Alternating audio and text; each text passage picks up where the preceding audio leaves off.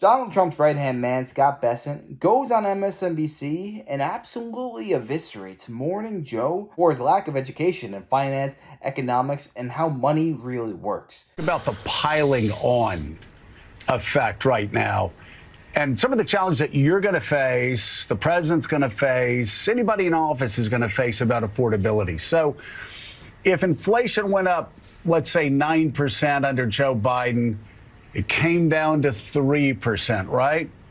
And let's say it's still kind of chugging along at 2 or 3% right now. The problem is people are comparing today with what they were paying in 2019. And so people may say they want prices to plummet and go down, but actually the challenge there is the last thing you want is deflation. So how do you explain that even if you slow down inflation to, let's say, 2%, 1.5%, 2%, which would be great, Americans are still going to look back and think of the good old days before COVID, before inflation, before all of these things hit. You know what I'm saying? There's going to always be sort of this stacking price. Things are always going to be more expensive unless you have deflation, but it's the last thing you want, right? Well, Joe, you can have disinflation and you can have some goods deflating. We want energy prices to deflate. Right.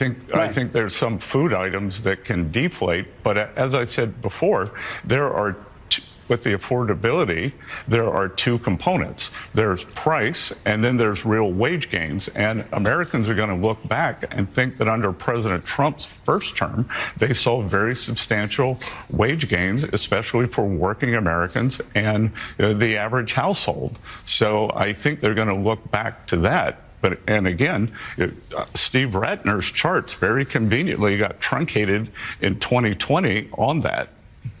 So, Mr. Secretary, amid this discussion of costs and prices and affordability, how does a $20 billion bailout of Argentina help Americans? You're the president's point person on that. Can you explain to those here who are feeling the pinch, including America's farmers, why the United States is helping out Argentina? Well, do you know what a swap line is? It's currency swap, yes. Yes, but what is that? You're the Treasury Secretary. Yes, but why would you call it a bailout? That is how. In most bailouts, you don't make money. The U.S. government made money. We used our financial balance sheet to stabilize the government. One of our great allies in Latin America, during an election, the president there won in a landslide. The government's going to make money, and I would rather use peace through economic strength than have to be shooting at narco boats coming offshore if the government collapsed. We have a generational opportunity in Latin America to create allies. We just saw an election in Bolivia. We're probably going to see an election in Colombia. We've seen them in Ecuador. We're going to see them in Chile. So by stabilizing the economy there and making a profit, then that's a very good deal for the American people. And there's a lot we could have been doing for American farmers, but Democrats closed the government. So how has the United States made money off of this? And you talk about trying to make more regional relationships. The United States is shooting alleged narco boats in international waters off the coast of Venezuela. The United States has not provided evidence yet that those are indeed drug traffickers. So how are these two things working in tandem? We are preempting the collapse of a government and going back to a Peronist agenda and a left-wing government. What if somebody had raised their hand and said, look at what's happening with Hugo Chavez, look at what's happening with Maduro, and they help the opposition there? Yeah, hey, Mr. Secretary, I'm just curious, just to clarify, have we made our money back already from the Argentina bailout or the swap line or whatever you call it? Have we made that money back now? Are you saying we're going to make that money back from them over time? Like, what's the payout for that? Joe, we already have a profit on that swap line. So have we given them? Did we transfer $20 billion? No, and we've already gotten back. Absolutely not. We made a line of credit available, and a small amount of it was drawn on, and we have made a profit on that. Let's talk about affordability and inflation. That was one of the key concerns that voters said was on their minds as they were voting this Tuesday. It appeared to be the driving force in the elections. But President Trump is still insisting that prices are way down, even though last month's report showed inflation stuck at about 3%. Are Americans worried about inflation just wrong? Well, George, I can tell you, what we're not going to do is what happened under the Biden administration, where the administration and the media gaslit everyone and said, there's a vibe session, you don't understand how good you have it. And what happened then was we had the worst inflation 40 or 50 years, 22, 23%, but the basket of goods and services for working Americans was up more than 30%. And what we're seeing is we had to stop the increase first. Now we are starting to see prices level off, come down.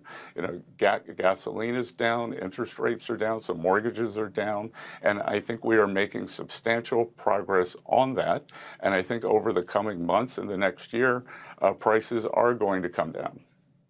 The president says, though, he just had posted this morning that there's almost no inflation. The consumer price index is higher than it was in the beginning of the year. Electricity rates are rising. So are prices for coffee, beef, vegetables, televisions. And it's not just me. It's not just economists who are saying that. Your own Republican members of Congress are saying that, including Marjorie Taylor Greene. Let's look. I go to the grocery store myself. Grocery prices remain high. Energy prices are high. My electricity bills are higher here in Washington, D.C. at my apartment, and they're also higher at my house in Rome, Georgia, higher than they were a year ago. So affordability is a problem. How do you respond to Congresswoman Greene? Well, George, what I would respond to is electricity prices are a state problem. And, I was very interested to see in the earlier clip where the governor-elect of New Jersey said, well, I'm going to bring down energy prices. Well, it was her predecessor, Phil Murphy, who took them up. So, look, there are things that the federal government can control. Local electricity prices are not one of them, but energy prices, gasoline prices are way down. And, we are doing what we can every day. I think we are on a very good path to bringing prices down. Let's talk about tariffs in the Supreme Court. The president is also posting about tariffs this morning. He's saying people that are against tariffs are fools. We're taking in trillions of dollars. Is that true? We have over the course of the next few years, we could take in trillions of dollars, George. But the real goal of the tariffs is to rebalance trade and make it more fair. Over time, and the president's goal is to bring back manufacturing to the U.S. For the past 2, 3, 4 decades, we've seen our manufacturing sector gutted. So what would happen over time is we would take in substantial money as factories come back to the U.S., as we're seeing now. I was just down in South Carolina at a rare earth magnet plant and a Boeing plant on Friday. And, that's I believe, 1,500 total new jobs. Tariff income will be substantial, but then that will rebalance. The goal here, George, is to rebalance trade. So tariff income will be substantial at the beginning. It will come down, and then domestic tax revenues will climb as corporate taxes go up and all these high-paying jobs are created. The president's main argument, though, seems to be that it's about taking in the revenue, and he also promised this morning George, dividend of at least $2,000 a person, not including high-income people. How is he going to pay that dividend of $2,000 a person? It's not about taking in the revenue; it's about rebalancing, and the revenue occurs early on, and then as we rebalance and the jobs come home, then it becomes domestic tax revenue. Are you worried that the president's focus on revenue, though, which is what he's been focusing on in his public statements, is going to hurt your argument at the Supreme Court? Not at all. It's completely consistent that the revenues come in at the beginning, then as we rebalance, which is the goal of this, bring back high-paid manufacturing jobs to the U.S., then it will then morph into domestic tax revenues. President Trump has consistently fought for the American worker, and we are seeing trillions of investments in the U.S. that would not have occurred without the tariffs. The other thing, too, is the authority that he uses is called IEPA. It is an emergency authority, and he used that emergency authority. He got the Chinese to the table to negotiate on stopping the precursors for fentanyl drugs. If fentanyl, hundreds of thousands of Americans dying every year, is not an emergency, what is? On October 8th, Chinese threatened to put export controls on rare earth materials. He was able to threaten 100% tariffs, and we were able to negotiate that away. And then finally, in terms of the general tariffs, we are doing these trade deals that would not be possible. We were at a tipping point in terms of the economy, in terms of our trade balance, and we are rebalancing successfully. Do you have a formal proposal to give a $2,000 dividend to every American? I haven't spoken to the president about this yet, but it could. The $2,000 dividend could come in lots of forms, in lots of ways, George. It could be just the tax decreases that we are seeing on the president's agenda. No tax on tips, no tax on overtime, no tax on Social Security, deductibility of auto loans. So, those are substantial deductions that, are being financed in the tax bill. When it comes to understanding money, would you rather try and understand it from somebody who knows how to create money, who knows how to create wealth? Or do you want to learn whose idea of making money is just taking it from the rich and giving it to everybody else? Plain and simple, you want people who know how to make money in charge of the government, because then they can streamline this and make sure that we are the most prosperous nation, not only in the world today, but in the history of the entire world. We want America to be the most prosperous nation that this world has ever seen. And with leadership like Scott Bessent, Donald Trump, Kevin Hassett, the ship will be getting turned in the right direction, because the way that we were, especially under Joe Biden, was so catastrophic that this country probably would not have lasted another 5 to 10 years, because we are $38 trillion in debt, and our interest payments on that debt far exceeds our entire budget for the military in a given year. That's how you know things are getting bad. So all these pundits and people on TV saying that tariffs are bad, they're going to make everything more expensive for the everyday average American. How clueless are you? Because if we just kept doing whatever the heck you wanted, we wouldn't have a country. These people are doing everything in their power to make things whole again. Give them a chance. All that you have done is bash them from the very start. You refuse to even give them an opportunity to prove you wrong. But I'll tell you what, there is nobody better at checking these people than Scott Bessent, because he's a matter-of-fact type of guy. He's not like a big personality who's going to try and shame you. He's just a guy who's stating the facts, and he will tell you where you are wrong. And when it comes to Morning Joe, that man doesn't know what he's talking about, so Bessent's going to interrupt him quite frequently. One thing I want to say about the whole tariff situation is that almost everybody misunderstands the whole purpose of the tariffs being there. Because do you notice, all these other countries that are tariffing the United States of America, almost every country in unison dropped their tariffs substantially since Donald Trump entered this second term. Do you think that's because they love his personality or he's such a charming guy?